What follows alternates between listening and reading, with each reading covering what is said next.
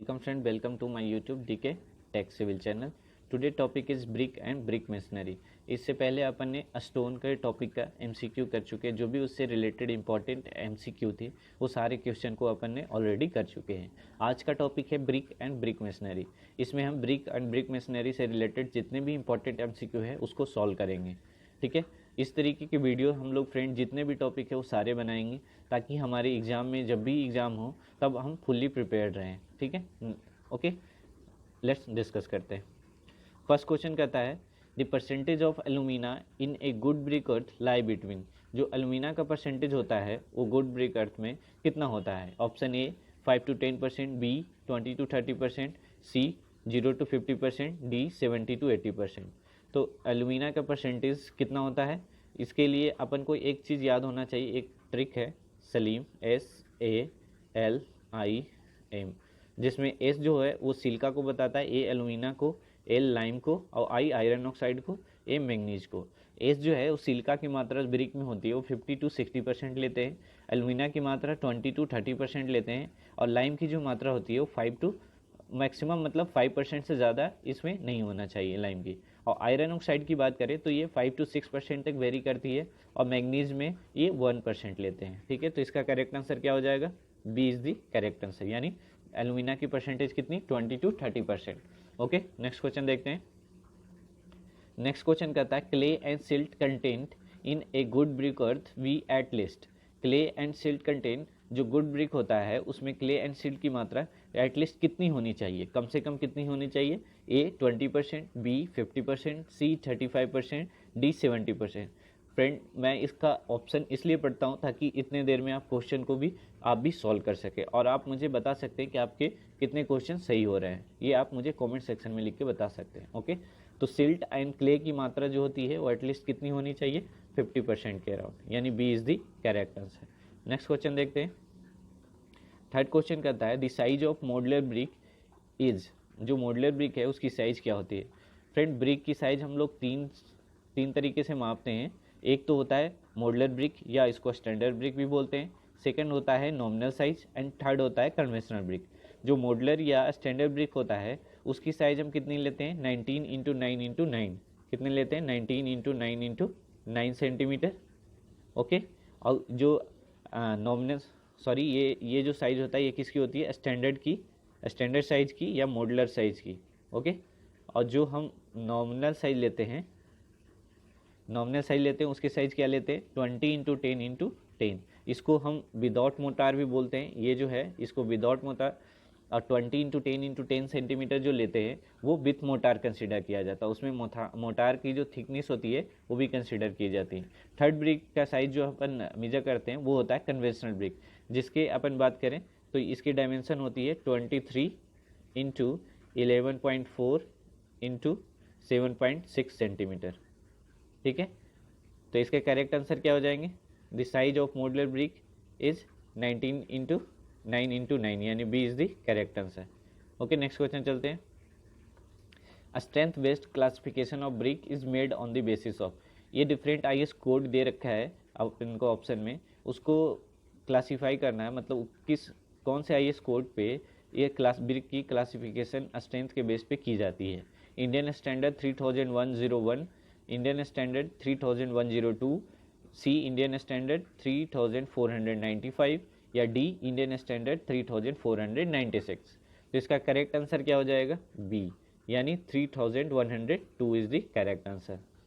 3101 जो होता है वो किससे रिलेटेड होता है? एल्यूमिनियम कोलेप्सिबल ट्यूब से। ठीक है, स्पेशल ये स्पेसिफिकेशन है, ये सारे आपको याद ही करने पड़ेंगे जो कोड से रिलेटेड है। ठीक है, और ये जो इंडियन स्टैंडर्ड 3495 जो होता है वो किससे रिलेटेड होता है? ये होता है जो बिल्डिंग ब्रिक होता है ना, उसमें जो वर्न्ट किले होते हैं उसको ये एक मेथड है मेजर करने को जो बताता है। इसमें अलग अलग तरीके के और भी मेथड इंक्लूडेड हैं। ठीक है, और ये जो 3496 है ये डॉबी लेग से या पैक से रिलेटेड है। ओके, नेक्स्ट क्वेश्चन, तो इसका करेक्ट आंसर क्या है? 3102। नेक्स्ट क्वेश्चन देखते हैं। फिफ्थ कहता है the shape of brick get deform due to rain water falling on hot brick, the defect is known as. जो बारिश का पानी होता है वो अगर गर्म ईंटे पे गिरते हों तो उसमें एक डिफेक्ट आता है, वो डिफेक्ट क्या कहलाता है? चफ, ब्लोटिंग, नोडल्स या लेमिनेशन। तो इसका करेक्ट आंसर क्या हो जाएगा? वैसे डिफेक्ट को हम लोग क्या कहते हैं? चप्स। ओके, नेक्स्ट क्वेश्चन देखते हैं। 6 क्वेश्चन कहता है the portion of brick without A triangular corner. एक चीज इसमें अपन नोट करना है, विदाउट ए ट्रेंगुलर कॉर्नर बोल रहा है, ठीक है, equal to half the breadth and half the length. यानी अगर विदाउट ट्रेंगुलर कॉर्नर है तो इसमें इसका करेक्ट आंसर क्या होगा? ऑप्शन देखते हैं। A closer, B queen closer, C king closer, D squint brick. तो क्लोजर और स्क्विंट ब्रिक तो नहीं हो सकता। किंग क्लोजर में अपन क्या होता है, एक ट्रेंगुलर कट होता है, तो करेक्ट आंसर क्या हो जाएगा? B. B is the correct answer, ठीक है। नेक्स्ट क्वेश्चन चलते हैं। 7th क्वेश्चन कर रहा है when A brick is cut into 2 half longitudinally one part is called. ऊपर वाले क्वेश्चन को ही मॉडिफाई करके ये पूछ लिया गया है, तो इसका भी करेक्ट आंसर क्या हो जाएगा? क्वीन क्लोजर, यानी C is the correct answer. क्योंकि ये जो ब्रिक होता है, ये सपोज ये ब्रिक है, ये ओके, इसको अपन ऐसे कट करते हैं, तो हाफ तो ये विड्थ कट हुई है इसके, हाफ लेंथ कट हुई, इसी ब्रिक को क्या कहते हैं? Queen closure.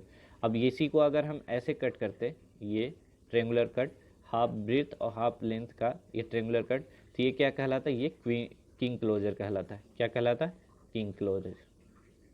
ओके, ठीक है। नेक्स्ट क्वेश्चन चलते हैं। 8 क्वेश्चन कहता है which of the following is good for making the brick. इसमें से कौन सा सॉइल है या कौन सा रॉक है जो ब्रिक बनाने के लिए सुटेबल होता है या अच्छा होता है? सिल्टेड सॉइल, वेदर रॉक या सॉइल या नॉट, नन ऑफ दीज। तो इसका करेक्ट आंसर क्या हो जाएगा? वेदर रॉक जो होता है वो परफेक्ट होता है किसके लिए? ब्रिक बनाने के लिए। तो B is the correct answer. Next question देखते हैं।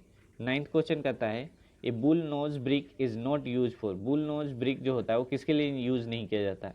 ए कह रहा है rounding off sharp corner, B pillar के लिए, सी डेकोरेशन पर्पस के लिए या डी आर्चेज के लिए। तो इसका करेक्ट आंसर क्या हो जाएगा? D is the correct answer, यानी आर्चेज के लिए सूटेबल नहीं होता है। क्यों नहीं होता है? क्योंकि इसमें जो ये जो होते हैं इसमें राउंडेड, मतलब कॉर्नर जो होता है इसका, इस ब्रिक का, वो राउंडेड की तरह होता है, मतलब राउंडेड ऑफ होता है, तो इसलिए इसको हम ज़्यादातर आर्चेज में यूज़ नहीं करते हैं। इसमें 2 तरीके के होते हैं, एक सिंगल बुल नोज, एक डबल बुल नोज, ठीक है। नेक्स्ट क्वेश्चन चलते हैं। 10th क्वेश्चन कहता है which of the flowing brick is suitable for high class brick machinery. कौन सा ऐसा ब्रिक है जो सुटेबल होता है हाई क्लास के लिए? बुल नोज, जंप या मॉड्यूलर या अंडरबर्न। ये सारे डिफेक्ट हैं। बुल नोज तो एक ब्रिक है, एक जो अंडरबर्न है वो एक डिफेक्ट को बताता है, तो ये तो नहीं हो सकता। तो करेक्ट आंसर इसका क्या हो जाएगा? C, modular brick is the perfect brick या best suitable for high class brick masonry. C is the correct answer. Next question चलते हैं। 11 कहता है which of the following process pug mill is used. कौन सा प्रोसेस में पग मिल कौन से प्रोसेस में यूज किया जाता है? बर्निंग ऑफ ब्रिक, ब्रिक को पकाने में, ड्राइंग ऑफ ब्रिक, ब्रिक को सुखाने में, मोल्डिंग ऑफ क्ले, क्ले को मोल्ड करने में, या प्रिपरेशन ऑफ क्ले। तो करेक्ट आंसर क्या हो जाएगा? Preparation of clay. क्ले को हम लोग प्रिपरेशन करने में पग मिल का यूज करते हैं, ठीक है। नेक्स्ट क्वेश्चन 12th क्वेश्चन कर रहा है for which of the following is an ideal warehouse is provided.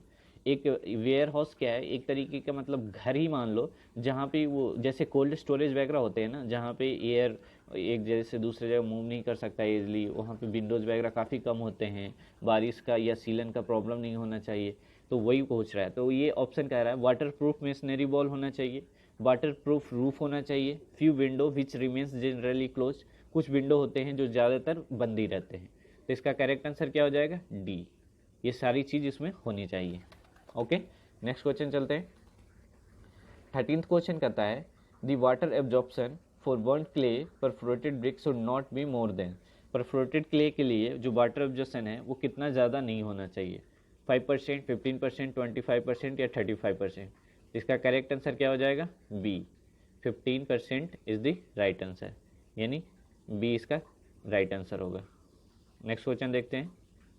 14th कह रहा है what is the thickness of 1.5 brick wall made of a standard modular brick. मैंने आपको बताया था स्टैंडर्ड मॉड्यूलर ब्रिक में कितना कंसिडर करते हैं? 20 × 10 × 10। तो एक फुल ब्रिक की थिकनेस कितनी हो गई? 20, और इसकी हाफ बात करें तो 20 + 10 कितना हो गया? 30, यानी करेक्ट आंसर मेरा क्या हो जाएगा? B is the correct answer. Okay, next question चलते हैं। 15 कहता है the expected order of reinforce brick work per masonry per mason per day. एक जो मिस्त्री होता है उसके द्वारा एक्सपेक्टेड जो होता है रेनफोर्स ब्रिक वर्क कितना हम अपन मान के चल सकते हैं, 1 metre cube, 3 metre cube, 5 metre cube या 10 मीटर क्यूब। करेक्ट आंसर इसका क्या है, ए, 1 मीटर क्यूब अपन अज्यूम कर सकते हैं कि 1 मीटर क्यूब पर डे वो तो काम करेगा ही करेगा। नेक्स्ट क्वेश्चन देखते हैं 16 क्वेश्चन। 16 क्वेश्चन कहता है what is the thickness of the one brick wall made of A traditional brick. Traditional brick जो होता है उसकी थिकनेस कितना एज्यूम अपन लेते हैं, ठीक है। तो पहले तो अपन को पता होना चाहिए कि ट्रेडिशनल ब्रिक की साइज़ कितनी होती है।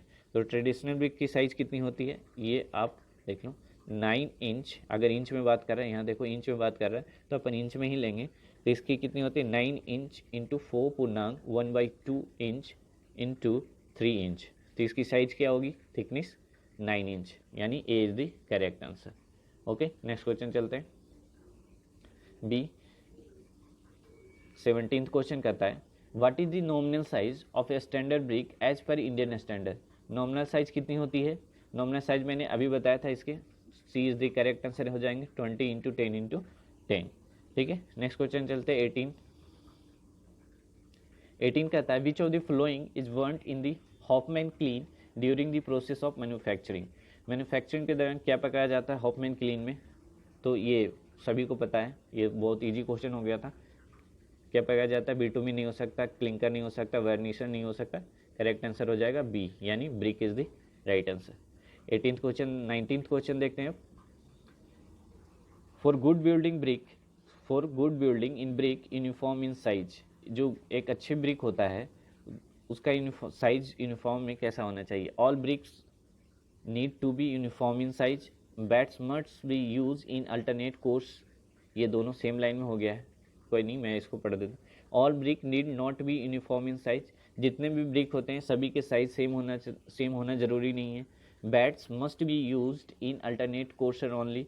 बैट जो होता है, बैट ईट का छोटा वाला जो पार्ट होता है, हाफ का भी हाफ, उसको बोलते हैं bats. Bat must be used in alternative course only. C कहता है the vertical joint in alternative course should fall in plumb and the cement mortar should use must have a surkhi as a additive. तो इसका correct answer क्या हो जाएगा, C is the correct answer. Good building brick में जो uniform size होता है, good building brick, for good building in brick uniform in size the vertical joint in the alternative course should fall in plum. मतलब vertical joint जो होता है वो एक दूसरे से थोड़ा सा अलग होना चाहिए, मतलब इस तरीके से आना चाहिए। ओके, ठीक है, यानी C is the correct answer. Next question देखते हैं 20 कहता है texture of the sandstone is. Sandstone का साइज कैसा होता है, प्रोपाइराइट, कॉन्ग्लोमेरेट या वेसिकुलर या ग्रेनुलर क्रिस्टलाइन। इसका करेक्ट आंसर क्या हो जाएगा, जो सैंडस्टोन का जो साइज होता है, टेक्सचर होता है, वो कैसा होता है, स्ट्रक्चर की बात कर रहा है तो उसका ग्रेनुलर क्रिस्टलाइन, यानी D is the correct answer. 21 question देखते हैं। 21 क्वेश्चन कहता है मैचिंग क्वेश्चन है, एक तरफ दे रखा है cement motor for different work और उसकी प्रोपोर्शन बताना है सीमेंट सैंड की। नॉर्मली हम जो ब्रिक वर्क करते हैं वो उसमें हम नॉर्मल ब्रिक वर्क में कितने लेते हैं 1:6, कितने लेते हैं 1:6, यानी ये ए का हो गया। प्लास्टरिंग वर्क में कितना लेते हैं, प्लास्टरिंग वर्क में जनरली 1:4 लेते हैं, तो ये हो गया बी का, ठीक है। 1:4 किस में, यानी 1, इसका हो गया 3, 1, ठीक है। ग्राउंटिंग दी कैवेरियस रॉक, जब ग्राउटिंग करते हैं तो इसमें कितने लेते हैं 1:15, 1:15, ठीक है, यानी सी का ये हो गया। अब यूनिटिंग की बात करें तो उसमें कितने लेते हैं 1:3, 1:3, यानी करेक्ट आंसर क्या हो गया 3:1:4:2, यानी C is the correct answer. Okay, next question देखते हैं। 22 क्वेश्चन कहता है at the T junction between a 1, ये कुछ इस तरीके से है 1.1/2 होगा, ठीक है, 1.1/2 brick wall and a 1 brick wall 1 uses a. Option A कहता है half queen closer in each course, B half queen closer in every alternate course, C 3/4 bat in each course, या D half bat in every alternate course. तो इसका correct answer क्या हो जाएगा, इसका correct answer होगा कि जो हाफ क्वीन क्लोजर होता है वो हर एक कोर्स में, अल्टरनेटिव कोर्स में, मतलब एक के बाद हमको एक हाफ क्वीन क्लोजर को यूज करना है, यानी B is the correct answer. Okay, next question चलते हैं। 23 क्वेश्चन मैचिंग क्वेश्चन है। इसमें कह रहा है मैचिंग, फर्स्ट में कह रहा है पग मिल, प्लग एंड फीदर्स, लिवाइस, गैलेनाइट। तो पग मिल हम लोग किस लिए यूज़ करते हैं? पग मिल यूज़ करते हैं टेम्परिंग में, यानी ए का क्या हो जाएगा? ए का हो जाएगा 4। बी, प्लग एंड फीदर किस में यूज़ करते हैं हम लोग? स्प्लिटिंग के लिए यूज़ करते हैं, तो 3। और लिवाइस किस में यूज़ करते हैं? लिफ्टिंग के लिए यूज़ करते हैं, ये मशीन है। जेली लाइट किस में यूज करते हैं? ये एक ब्लास्टिंग पाउडर है, तो इसको ब्लास्टिंग में, यानी C is the correct answer. 4 3 2 1, सी मेरा करेक्ट आंसर होगा। ओके, नेक्स्ट क्वेश्चन देखते हैं। 24 कह रहा है इन brick machinery motor strength should match brick strength. Brick machinery में मोटार का स्ट्रेंथ जो है वो मैच करना चाहिए ब्रिक स्ट्रेंथ के बराबर, या मोटार स्ट्रेंथ ज़्यादा होना चाहिए ब्रिक स्ट्रेंथ से, या सी कह रहा है ब्रिक स्ट्रेंथ ज़्यादा होना चाहिए मोटार स्ट्रेंथ से, या strength of masonry and brick are independent, या दोनों एक दूसरे के इंडिपेंडेंट है।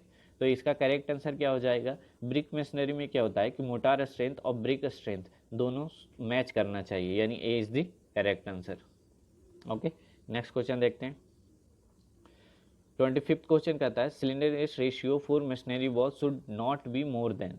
ये क्वेश्चन बहुत ही इंपॉर्टेंट है, ये बहुत सारे एग्जामों में पूछा गया है। एसएससी, जेई, आरपीएससी हो जाए या फिर कोई भी एएन पेपर हो, ये ईएस में भी ये पूछा गया है।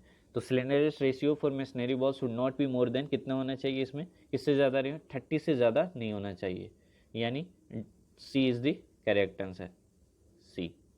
ओके, नेक्स्ट क्वेश्चन चलते हैं। 26 क्वेश्चन कहता है a king closer is a. King closer क्या है? Full brick, 3/4 brick, longitudinally half brick, cross wise half brick. इसका करेक्ट आंसर क्या होगा? किंग क्लोजर क्या होता है? 3/4 ब्रिक होता है, ठीक है, क्योंकि इसमें एक ट्रेंगुलर कट होता है ना, इस तरीके का ब्रिक होता है ये क्वीन क्लोजर, किंग क्लोजर, जिसमें ये अपन ऐसे कट करते हैं, ठीक है। ये एक ट्रेंगुलर कट होता है, इस तरीके का ब्रिक होता है, उसको क्या बोलते हैं? King closure. नेक्स्ट क्वेश्चन देखते हैं। 27 क्वेश्चन कहता है brick masonry wall and column of a building are to be protected from earthquake.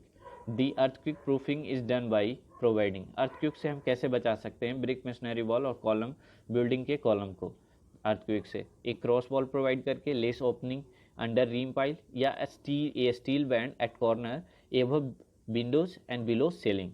तो इसका करेक्ट आंसर क्या हो जाएगा? D is the correct answer. एक तो हम स्टील बैंड प्रोवाइड कर सकते हैं कॉर्नर पे and above window and below ceiling, इससे हम अर्थक्वेक को रेजिस्टिंग, अर्थक्वेक प्रूफिंग बना सकते हैं, ठीक है। नेक्स्ट क्वेश्चन 28 क्वेश्चन कहता है the arrangement of temporary supporting a structure from beneath for safety is known as. A option jacking, B underpinning, C supporting, या डी हॉलिंग। तो इसका करेक्ट आंसर क्या हो जाएगा? Underpinning. Underpinning is the correct answer, यानी B is the correct answer. Sorry, B है, B is the correct answer. जो temporary supporting structure होता है ना, वो सेफ्टी के पॉइंट ऑफ व्यू से जो अपन लगाते हैं उसको क्या कहते हैं? जैकिंग, अंडरपिनिंग, या सपोर्टिंग, या हॉलिंग। तो इसका करेक्ट आंसर क्या हो जाएगा? अंडरपिनिंग करते हैं अपन उसको, ठीक है। नेक्स्ट क्वेश्चन देखते हैं। 29 कहता है the brick which are extensively use for basic refractory in furnaces. जो ज़्यादातर रिफैक्ट्रीज में यूज़ किया जाता है वो ब्रिक कौन सा होते हैं? Chrome brick, sillimanite brick, magnesite brick, या फोसेट्राइट ब्रिक। तो उसको करेक्ट आंसर क्या हो जाएगा? वो कौन से ब्रिक होते हैं? वो होते हैं मैग्नेसाइट ब्रिक, यानी C is the correct answer. Next question देखते हैं। 30 क्वेश्चन कहता है refractory brick resist. Refractory brick क्या क्या रेजिस्ट करता है? हाई टेम्परेचर को, केमिकल एक्शन को, डैम्पनेस को। तो इसका करेक्ट आंसर क्या हो जाएगा? ये तीनों को रेजिस्ट करता है वो, okay, D is the correct answer. Next question देखते हैं। 31 कहता है which type of brick machinery bond is provided for heavy load on machinery. किस तरीके के हम मशीनरी बॉन्ड में, किस तरीके का हम बॉन्ड प्रोवाइड करते हैं? हैवी लोड जब आता है तो हम किस तरीके का बॉन्ड प्रोवाइड करते हैं? A English bond, B zigzag bond, C single Flemish bond, या डी डबल फ्लेमिश बॉन्ड। तो हम किस तरीके का प्रोवाइड करते हैं, ए इंग्लिश बॉन्ड प्रोवाइड करते हैं। सॉरी, इसका करेक्ट आंसर क्या हो जाएगा, ए is the correct answer, English bond. Okay, ये टाइपिंग में मिस्टेक हो जाता है इधर उधर, बट डोंट वरी, ठीक है। नेक्स्ट क्वेश्चन देखते हैं। 32 क्वेश्चन कहता है the average compressive strength of burned clay brick is less than 12.5 Newton पर mm², the allowable rating of efflorescence is. अगर उसमें एवरेज कंप्रेसिव स्ट्रेंथ जो है बर्न्ड क्ले ब्रिक में 12.5 न्यूटन पर, तो उसको अलाउबल रेटिंग जो है वो कैसा होगा, मॉडरेट होगा, सीरियस होगा, हैवी होगा या जीरो होगा।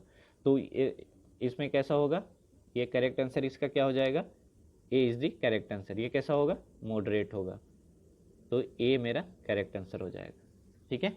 नेक्स्ट क्वेश्चन चलते हैं। इसमें जो फर्स्ट क्लास आता है उसमें स्लाइटली आते हैं, स्लाइटली, सेकंड क्लास में भी स्लाइटली होता है, लेकिन थर्ड क्लास में कैसा होता है, मॉडरेट होता है। इफ्लोरेसेंस की बात कर रहे हैं अपन, मॉडरेट, ठीक है। नेक्स्ट क्वेश्चन देखते हैं।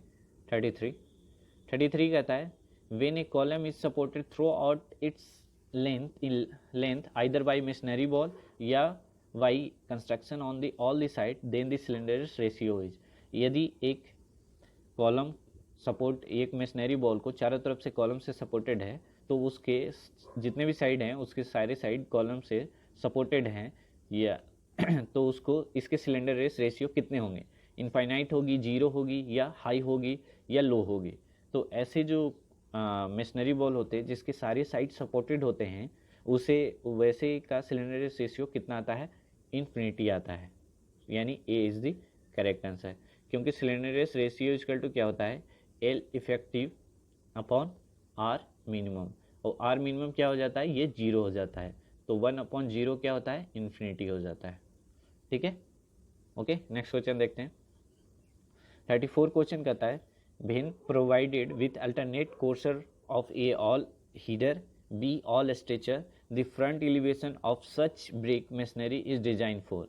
जिसमें एक अल्टरनेटिव कोर्सेज में सभी हीडर देते हैं और सभी स्ट्रेचर देते हैं।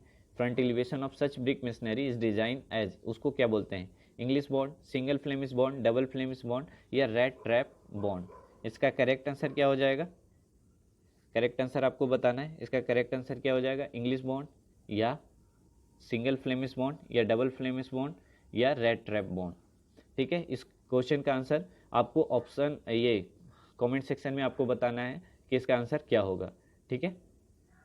उसके बाद मैं नेक्स्ट वीडियो में इस क्वेश्चन का आंसर आपको बता दूंगा, ठीक है। 35 क्वेश्चन कहता है the most important purpose of frog in a brick is emboss manufacturing name, reduce the weight of brick, from key joint between brick and mortar या D improve insulation by providing hollows.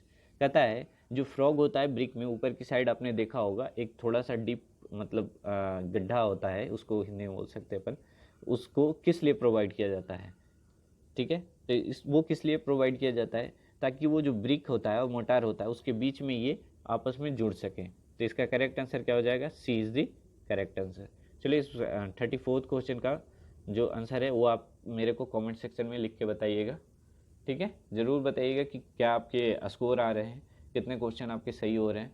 Okay, इसी तरीके के next topic अपन करेंगे और सारे question उससे जो भी इंपॉर्टेंट रिलेटेड क्वेश्चन होंगे उसको अपन इसी तरीके से सॉल्व करते जाएंगे।